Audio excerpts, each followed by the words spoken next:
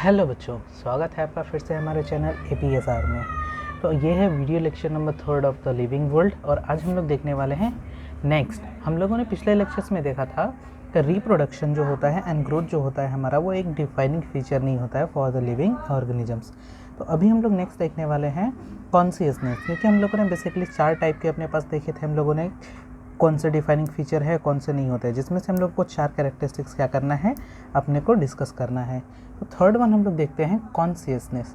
तीसरा अपने पास क्या टॉपिक है, कॉन्शियसनेस। एंड नेक्स्ट क्या है अपने पास, सेल्फ कॉन्शियसनेस। अब ध्यान दीजिएगा, कॉन्शियसनेस क्या होता है, it is ability of an organism to be aware of its surrounding। जो भी ऑर्गेनिजम्स होते हैं, लिविंग ऑर्गेनिजम्स, अगर वो अपने आजू बाजू की चीज़ों के बारे में जानकारी रखते हैं तब हम लोग इसको क्या बोलते हैं, कॉन्शियसनेस। अब कॉन्शियसनेस को देखने का हमारे पास 2 तरीका है, एक को हम लोग बोलते हैं सेंस और एक को बोलते हैं रेस्पॉन्ड। सेंस का मतलब क्या हो रहा है, अगर हमारे बॉडी पे कोई इन्वायरमेंटल टच होता है या फिर इन्वायरमेंटल फीलिंग होती है तब हम लोग उसको किस में कंसिडर करते हैं, सेंस।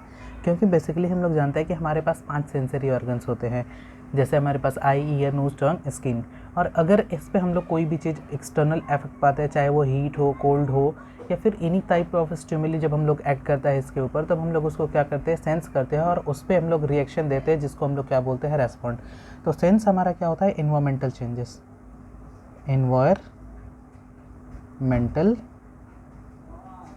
चेंजेस, जबकि हमारे पास ये क्या होता है, ये इन्वायरमेंट को रिफ्लेक्स वापस से देता है, रेस्पॉन्ड टू इन्वायरमेंटल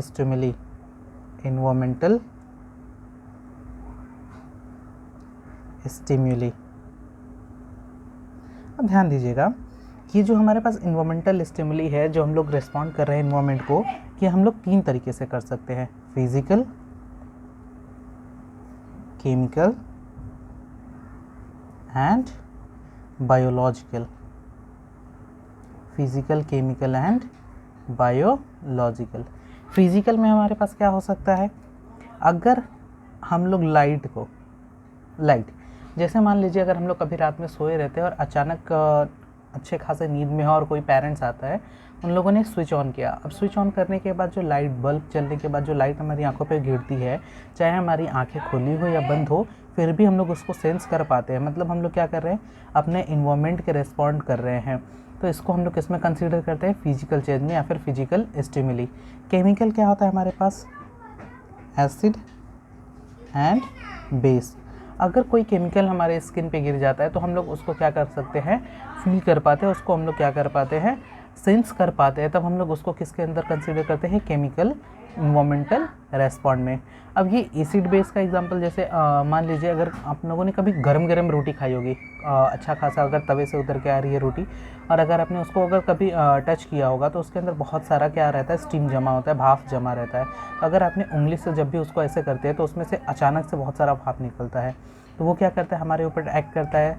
तो वो एक तरह से क्या हो गया, हमारे पास चेंजेस है, environmental changes. And biological changes का मतलब क्या होता है, ऑर्गेनिजम्स। अगर कोई ऑर्गेनिजम्स हमारे ऊपर आ रहा है तब हम लोग उसको क्या बोलते हैं, biological change, for example parasites. अब बात आती है कि सेल्फ कॉन्शियसनेस क्या होता है। तो ये जो सेल्फ कॉन्शियसनेस होता है, ये only shown by humans. Self consciousness सिर्फ ह्यूमंस के पास ही होता है। और क्या काम क्या करता है, मान लीजिए अगर कोई पेशेंट है, patient laying in coma with no self consciousness are living and are brain dead,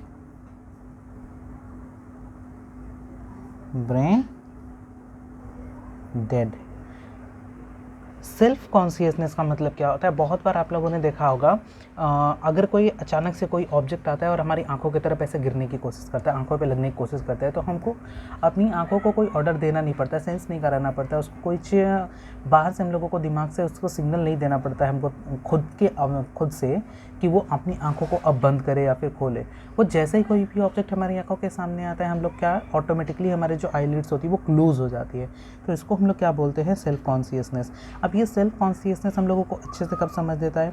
मान लीजिए अगर किसी का एक्सीडेंट हो जाता है और वो क्या सिर के पीछे साइड से अगर गिर जाता है, तो उसके पीछे का जो मेन रीजन होता है स्पाइनल कॉर्ड, जो रिफ्लेक्सेस को हमारे बॉडी के तरह इधर उधर से देता रहता है, तो जब स्पाइनल कॉर्ड पीछे से डैमेज हो जाता है तो वो क्या करता है? ब्रेन तक सिग्नल पास नहीं कर पाता है।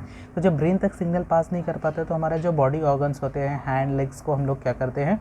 ऑर्डर नहीं दे पाते हैं, अपने हिसाब से मूवमेंट नहीं करा पाते हैं, जिसको हम लोग पैरालिसिस भी बोलते हैं। और इस कंडीशन में हम लोग पेशेंट को क्या बोलते हैं कि उनको क्या हो चुका है? ब्रेन डेड हो चुका है। तो ये क्या होता है हमारे पास? सेल्फ कॉन्शियसनेस, जो कि हमेशा किस में पाया जाता है? ह्यूमंस के अंदर ही सिर्फ पाया जाता है, लेकिन कॉन्शियसनेस हर एक लिविंग ऑर्गेनिजम्स के पास पाया जाता है। प्लांट्स में आप कॉन्शियसनेस कहाँ पे देख सकते हैं? आप लोगों ने कभी वीनस फ्लाई ट्रैप का नाम सुना हो? एक पौधा रहता है जिसमें अगर कोई भी आउटर स्टिमुली उसको दिया जाता है तो वो एक ऐसे कांटे के बफर जैसे रहता है। अगर बीच में कोई भी ऑब्जेक्ट आता है तो वो ऑटोमेटिकली खुद को ऐसे बंद कर लेता है। मतलब क्या कर रहा है वो? जैसे ही उसको कोई स्टिमुली मिला, उसने क्या किया? उसके ऊपर रेस्पॉन्ड कर दिया। तो वो क्या कर रहा है? अपनी कॉन्शियसनेस को दिखा रहा है। तो प्लांट के अंदर भी कॉन्शियसनेस होता है और एनिमल्स के अंदर भी कॉन्शियसनेस होता है, लेकिन सेल्फ कॉन्शियसनेस सिर्फ किसके पास होता है? ह्यूमंस के पास होता है। चलिए नेक्स्ट देखते हैं। अब यहाँ पे देखिएगा, इसमें एक और चीज़ हम लोगों को ध्यान देना पड़ेगा। आप लोगों ने पीरियड का मतलब समझा है? और टाइम ड्यूरेशन को हम लोग क्या बेसिकली नाम देते हैं? पीरियड। और फोटो का मतलब क्या होता है? लाइट। अब ये जो फोटो पीरियड होता है, photo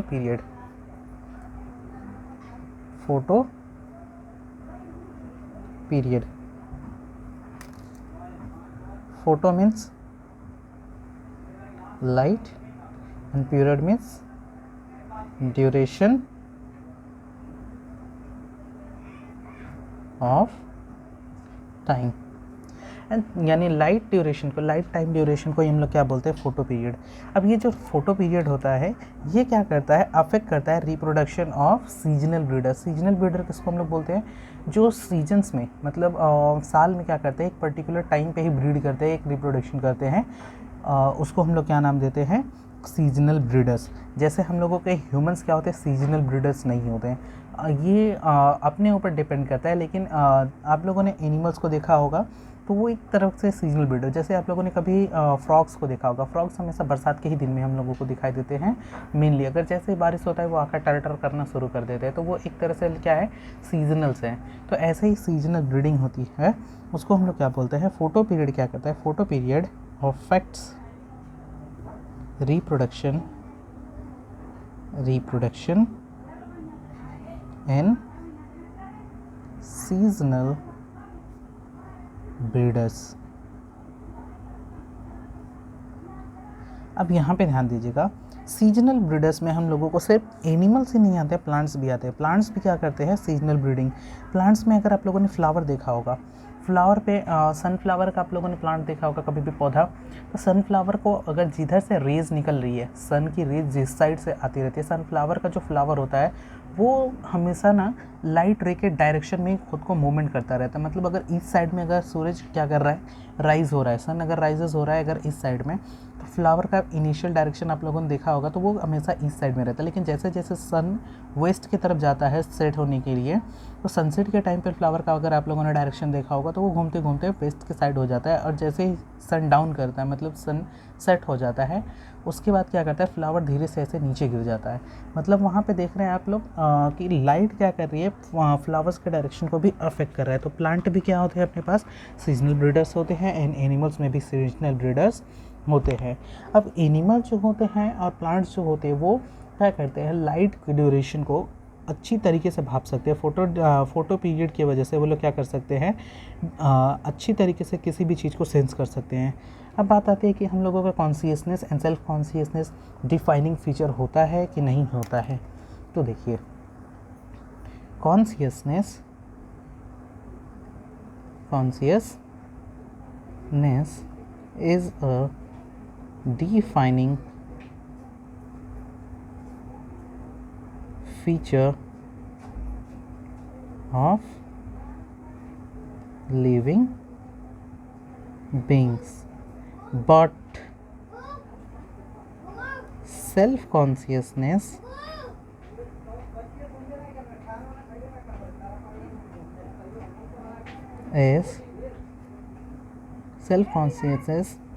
is not a defining feature. Consciousness जो हमारा है ये एक डिफाइनिंग फीचर है लिविंग ऑर्गेनिजम्स के लिए, लेकिन सेल्फ कॉन्शियसनेस कोई भी डिफाइनिंग फीचर नहीं है, क्योंकि हम लोगों ने इनिशियली ही बोला था कि ये सिर्फ ह्यूमंस के द्वारा ही दिखाई देता है। सेल्फ कॉन्शियसनेस वो ऑटोमेटिकली किसी भी चीज़ को रिस्पॉन्ड कर सकते हैं, जबकि हमारे पास जो कॉन्शियसनेस होता है ये प्लांट एंड एनिमल्स बोथ के अंदर मिलता है। तो ये हमारे पास क्या होगा, एक और तरह का defining feature of living organisms. Next हमारे पास क्या है, metabolism.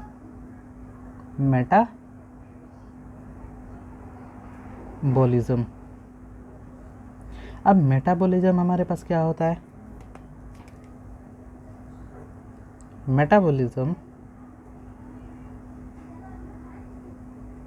is sum total of all chemical reaction occurring in an organism।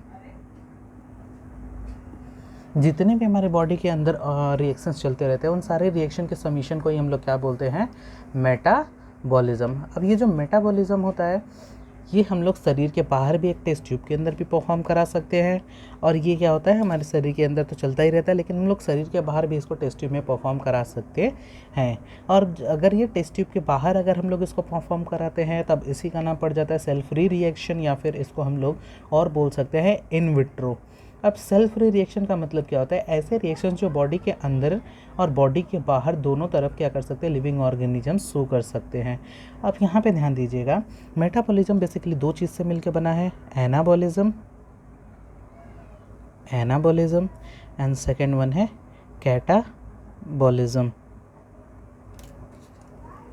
Catabolism में ध्यान देंगे आप, यहाँ पे क्या वर्ड आ रहा है, कैटा। कैटा क्या रिफर कर रहा है, कट का मतलब क्या होता है, ब्रेक